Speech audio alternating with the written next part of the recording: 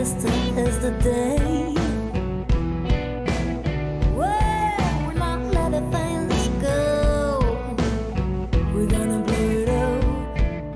They ceaselessly do. Well, welcome everybody. Welcome to this interview with part of the Belgians in the Southeast program that we do here at the Belgian Consulate General in Atlanta.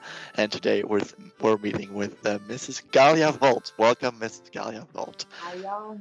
Very good to see you. Very good to see you. I mean, just to be clear, you're in New Orleans right now, right? That's correct, right here in the Marigny in New Orleans. Probably had a very great Mardi Gras. It was an intense Mardi Gras for sure. Just walked 11 miles yesterday, so 17 kilometers. That was yesterday. 2 days ago. Yeah, 2 days ago. That was you were in the parade then? You participated in the parade, or what did you do for?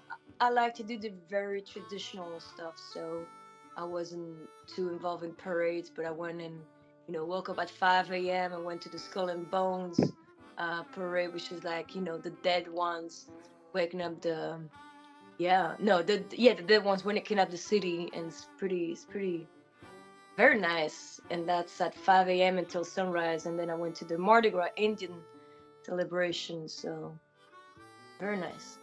Pretty full couple of days, and good Mardi Gras. We like that.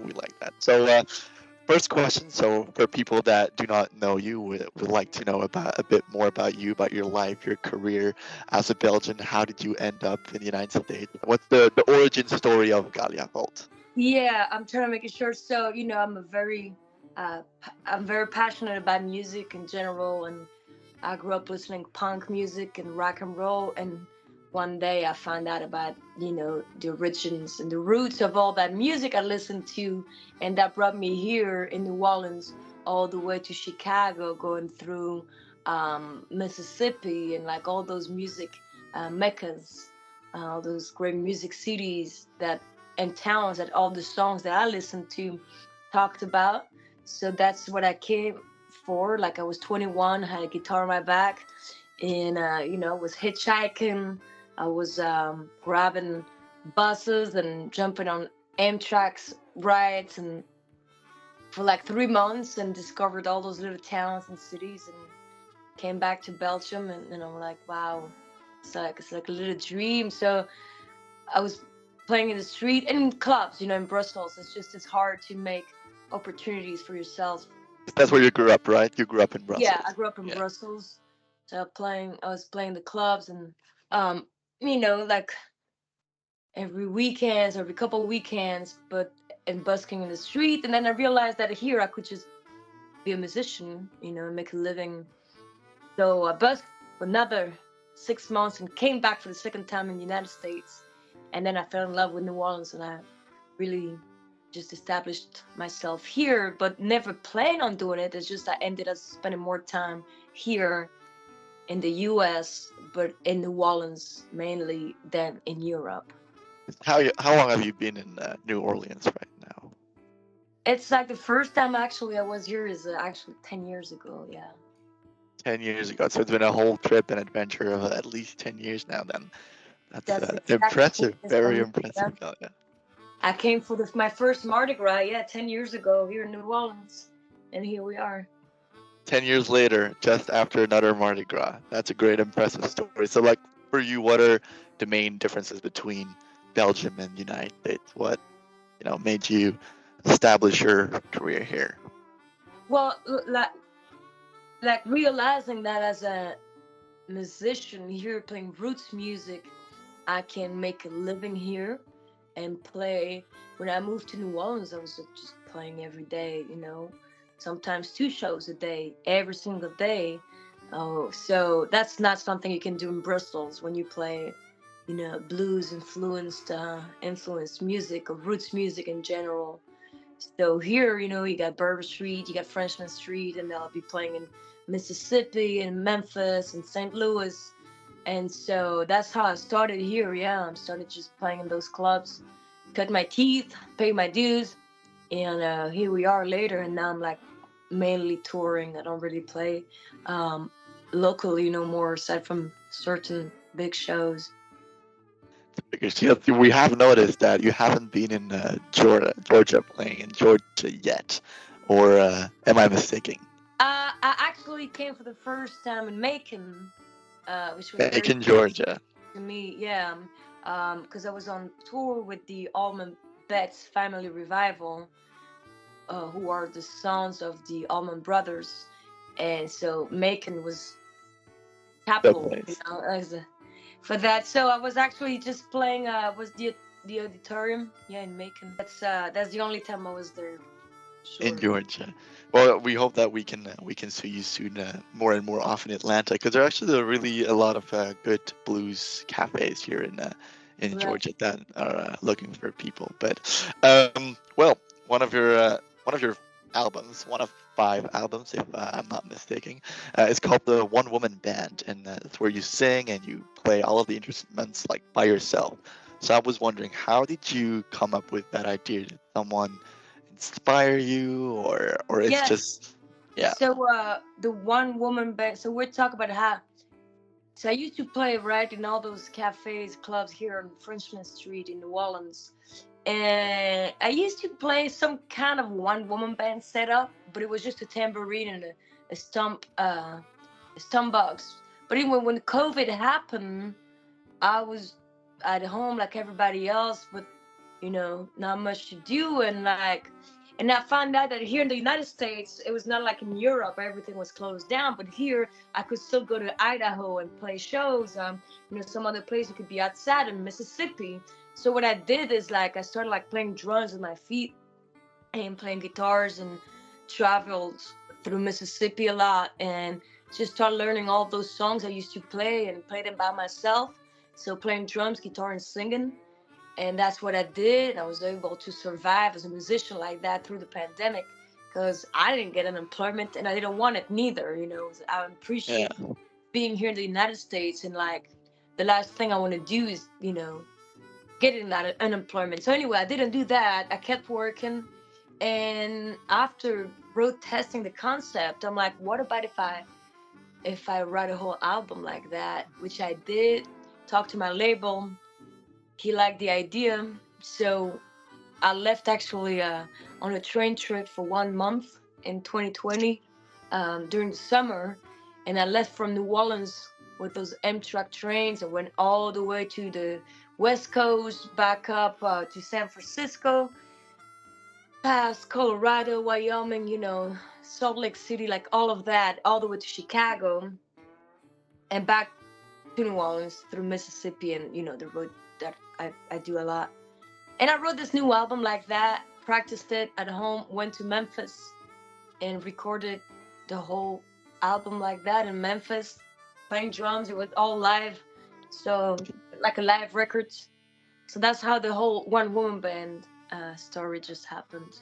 So if I get it right, it was more inspired by yourself and about what you really wanted to do during COVID rather than other people. Because yeah, for example, Tash Sultana, I'm pretty sure you know her. She is a one woman band, but it was clearly a personal decision that you were like, okay, I don't want to stay at home Yeah, here during not to say COVID. I've never seen, I mean, the one person band is an old concept. I mean, Yeah, it's been going since ever. In Belgium, we talk about, like, my friends and family often make fun and talk about Remy Bricard.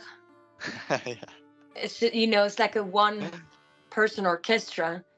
So it's been a concept that's been there for a while, and I do have friends in Clarksville, Mississippi, that were practicing it. I mean, playing as a one-man band. I did not know any one-woman band until I got that, and of course, people come to me and say, "Do you know this person? Do you know this person?" But I did not, like, so far, like, Lightning Malcolm and Sean Apple, yeah. friends that work essentially in Mississippi, I knew were playing this one person. Like, it's pretty much the same setup, but I'm using kick drum, snare, and hi Yeah. hat.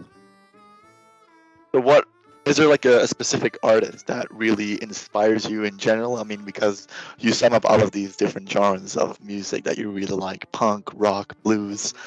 We can also see that diversity in all of your albums. I mean, some are more bluesy, some are more rocky, some are punky. But is there a specific artist or genre that you really like? I guess the short answer is because like it's more Good like a way to no, put it. but of Yeah. course it's a yes. Because no, there's not one person that inspired me, No. but there's many. Yeah. There's like I find many inspiration and at different levels. You can be music, but what kind of music? Instrument like with vocals or guitar, rhythm. But then also like songwriting or just character. Like what kind of artist do I want to be? So it's very broad. Like I see, for example, like a Mavis Staples. She's my queen. I love her, and she to me like anyway, she's everything. So, but see, like it's inspiring to see a woman like that with so much joy, with so much power. Like what a strong voice, and she went through everything she went through, and like the social culture historic approach to her music, pop staples. So anyway, like she's very inspiring to me. If I can be that age and be rocking like that, sharing a message of love for my entire Yeah. life, that's a beautiful thing. Then for guitar, like yeah, there's many artists that inspire me, like Stone House, Mississippi Fred McDowell. But it's eclectic. We can talk about the Allman Brothers, and then even Derek Truck. So it's very Very broad. broad. Very broad and And very then my favorite singers, I don't know, like it's very yeah, very diverse as well. Ruth Brown, but then also like punk music, I love the Cramps and Gun Club. So I guess it has two types of music, the good and the bad. So I take everything good from all those good genres. My way to go when I'm driving my car is surf music. So Really? yeah, I love that. Love that. So, I mean, not only do you play different genres and types of music, you clearly listen to other types of music as well. Like, Yeah. do you listen to Belgian music as well? Is there still a room for Belgian artists or less and Well, less? Django Reinhardt was a Belgian. I listen to a lot of Arnaud. Arnaud, yeah, No, sadly passed away. Yeah. yeah. He was my favorite. Do I, often listen to? No, not really. I know that some friends of mine right now have the Boogie Beast Boogie band, and Beats. I'm very proud of them. And they're from Belgium. They're kicking ass. They're really good. So answer is no, but sure, I appreciate Belgian music. It's still there. It's still there. Well, I mean, coming back to the previous question, because you traveled all around the United States, all around Europe as well. So, is there? I mean, I checked out the Blue Front Cafe in Betonia, Mississippi, the one-woman band show you played there, which I think is absolutely amazing. Um, yeah. So, I was wondering, is there a favorite place or a favorite venue where you played or part or in the United States or in Europe where you were like, okay, this was amazing. I mean, I'm sure Yeah, there's a few, but there's a few. Like the Blue Front Cafe is definitely like a magical place to play at. Like a guy that I really, I discovered blues through Skip James and J.B. Lenore, and Skip James was from Bentonia and played at the Blue Front Cafe. So that's magical. Recently, I was on that tour in December, and I got to play a fantastic venue, the Arcada Theater in St. Charles, close to Chicago. And it was like there's a little speakeasy, yeah, above the beautiful theater. To be honest, until now, I didn't know there was some really beautiful theaters in the United States, because everything is so modern compared to Europe. But then through that tour, yeah, I saw a bunch of. I mean, I played the Beacon in New York. Um, there's like the Orpheum Theater in Boston, and all those like there's another theater. Anyway, plenty theaters that were really beautiful and all older. Aside from that, I just love to play in Clarksdale, Mississippi, places like the Shaka Pen, because that's where I cut my teeth, like that's how I discovered, a lot of the things I know today. It wasn't on YouTube, it was me Yeah, um, traveling through the United States and just very intrigued and wanting to discovering learn and place. discover the Because places.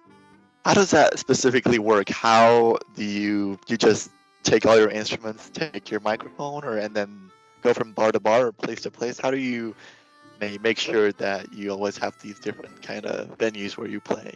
Well, there's different levels, right, of clubs, of venues. How I've started, well, yeah, it would just be me.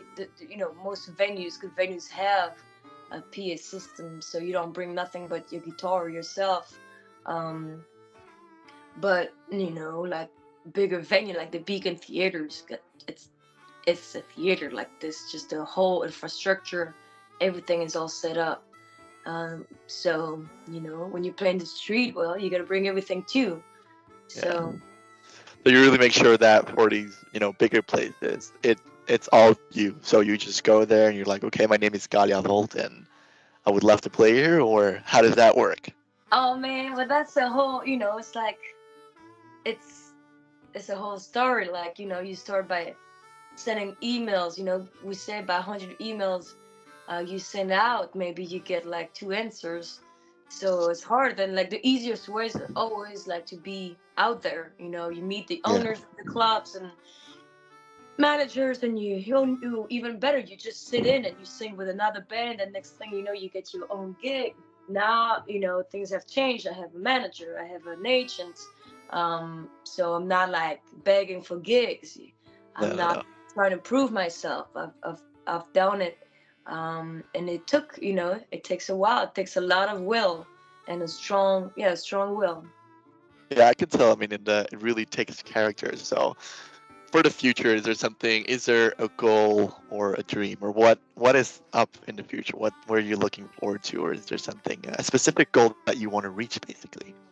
Yeah, so see, like, I guess, well, the whole point is being able to play music and not have to, like, just make it as a career, just like I have been doing. But, I Yeah, just hope it keeps going and it lasts. I'm not trying to be rich, I'm not really focused on making money just to have money sitting in my bank account.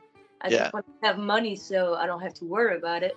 And if that means I can play my music and share my songs, I guess the goal would be to see 1,000, 10,000, 20,000, or even more, 500,000 people singing my songs. That's like a goal for me. That's just, I would love that. Just be able to keep singing my original songs, the songs that I write at home or on the road, being, appreciated by a big amount of people. yeah. Because I mean, to be honest, I think you would fit great in a lot of good festivals in Belgium as well. So, are you looking or considering maybe going back to Belgium for, let's say, the summer period or something to check Yeah, it out, or to so what's is there a future for you actually in Belgium that you're looking for, or like nowadays, I just really go back to Belgium to see my family and to play festivals and venues over there. So it's hard to organize the whole year. But yeah, I've been playing in Europe and in the United States, and I'll go back 3 or 4 times in one year sometimes to Europe. So I played a bunch of festivals last year in Europe, and I'm heading back this summer to play. What am I playing? I'm playing Norway. I'm playing France. Um, there was some Belgian festivals options, but I decided to go with the Norway one. uh-huh. Um, Why is that? Why the Norway one? What Oh, because intrigues I've you never about it? been there yet, and it is, it's a bigger thing. It's by a lake, it's in the mountains. It's the biggest blues festival in Norway. But I just played the biggest festival in Belgium last year called Blues Peer, and they wanted me back this year, but I just couldn't make it work. So it's really just about scheduling. It's just hard to be. You can't be in two places at the same time. True. That's true. So right now, I'll be coming back to Belgium, in June, and then playing a couple of venues, and then a release party in Brussels, and then back to Spain, Italy, France, coming back to Europe after that, to United States. See, I get lost already. I So mean, there's both, everything. Yes, I'm always constantly in Europe and United States you're touring. basically combining both of your passions all the time, both traveling and playing music. Right. It became more than a passion. It definitely became work too. But I'm Became your grateful. job. Yeah, I'm very grateful for that. So, you got to keep being creative too. And I do. That's true. I play for fun. I sing. I write songs. So I keep it entertaining like that. Oh, you're doing a great job because I mean that's a bit of a follow-up question on the previous one. Is so what you do most like miss most about Belgium? Probably your family, or is there something specific that you miss about Belgium? Well, I guess in the order would be my family, my friends, for sure. And then I'm sorry, I'm gonna sound cliche, but I can't find chocolate here. I just can't. Yep. Yeah. We And fully understand that. Yep. don't want to sound like an alcoholic, but just no beer that stand, next to a good Belgian Trappist. That's true. That's true. I mean, there is a lot of very good Belgian breweries, and there's a lot of chocolate in general in the United States. But I mean, nothing beats the pure Belgian beers and the pure Belgian chocolate. So I agree. I mean, there's good Plan B, we always. have a very good plan B. So I mean, But last question already. I mean, general question because we're gonna do a few rapid questions afterwards. But so, mhm. what does the future? What's are you planning something for the future? Are you now writing a new album? Because the last one you released was I think in October 2023. Are you working on new albums, or what is the future gonna bring for you? Yeah, the future. So I just released this new album. We're still like um, working on the release tour. I mean, it's happening right now.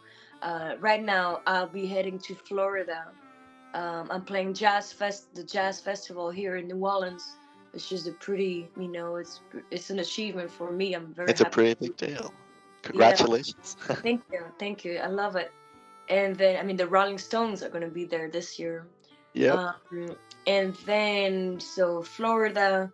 Then we'll do a Midwest tour, heading actually all the way up to Ohio, I believe, in Chicago. Like, I look at the tour dates, and then after that, we'll be heading to Europe with some dates in France, in Germany, in Belgium, in Spain, and then I'll be playing that Norway festival I was talking about, which Deep Purple is playing there too, and it's plenty of Oh, big names, big great names. name, plenty of great acts.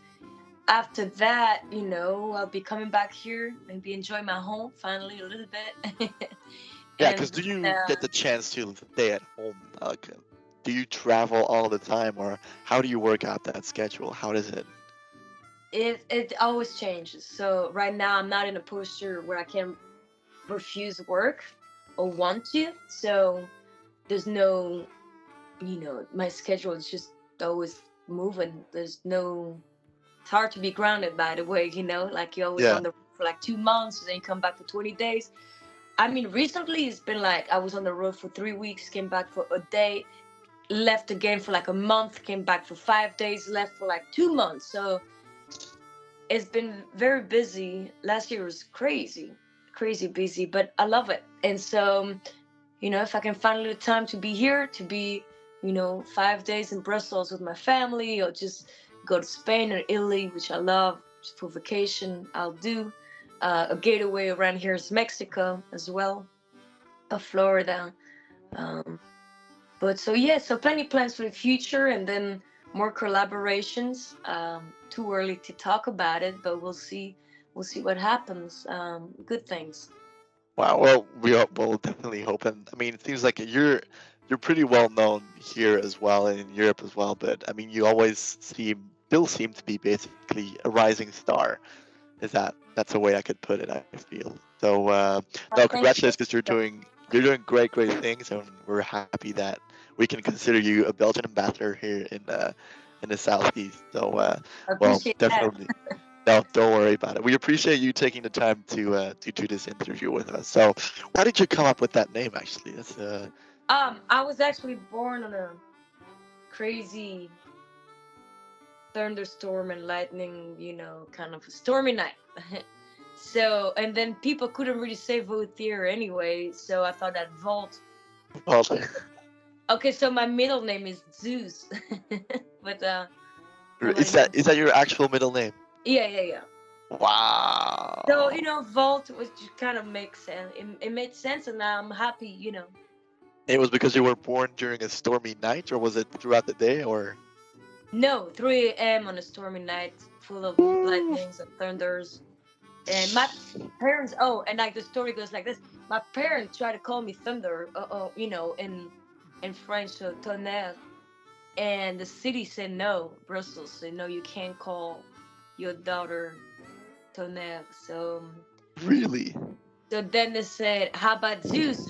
And they go like, not as a first name. So then they came up to, with Ghalia. But my dad called me Thunder for like years. Um, so it just made sense in my personal life. Because your full name is Ghalia Zeus Vautier, and then Yeah. you switched it to Ghalia Volt. We're already at the last part of our interview, so I'm going to fire up. I think it's a total of 6 questions, and no thinking, just straight answer. Want the second choice or the first choice, whatever you feel or your mind comes up first, of course. Okay. So, are you ready for it? Yeah. Let's go. Okay. First one, Belgian waffles or the New Orleans beignets? The waffles, I guess. Waffles. Belgian fries or American French fries? Oh, definitely the Belgian fries. 21st of July or the 4th of July? I guess the 4th of July. 4th of July. Belgian music festivals or US music festivals? That I can't. It depends if I'm playing or if I'm going. So I don't know. I can't answer that. It's 2 of them. 2 of them. Okay, both of them. Then Carnival or Mardi Gras? Definitely. You know what? Because I miss it now. Like I'll go. I go in Belgium for Carnival. Okay, last one, and you already answered that one. Belgian beer, American beer? You know it. Belgian beer. Those were easy. That was easy. Well, thank you already for answering all of your questions. So, is there a message that you want to bring out before ending this interview? A specific message or motto that you live by? I guess it was a lot of sacrifices to leave Belgium for many different things, but at the end, I'm happy to live my passion and just go my way, and I'm just curious to see where my journey is going to bring me. So all good. A Belgian following her own American dream. Thank you There again you for go. taking your time here, and doing this interview with us, and especially for representing Belgium here. So in the southeast, we really appreciate it, and you have a lot of great future plans. You've done a lot of great stuff already in the past, and you're still a rising star, as I said. So thank you so much, Ghalia Volt, for this I interview. appreciate the invitation. I'm glad to share, my journey with other Belgian travelers and expats. So my pleasure. Okay, all right. Well, good luck in the future, and well, we'll stay in touch. All right. Bye-bye. Okay. Thank you. Bye bye, Ghalia. Bye bye. Today, sister, is the day.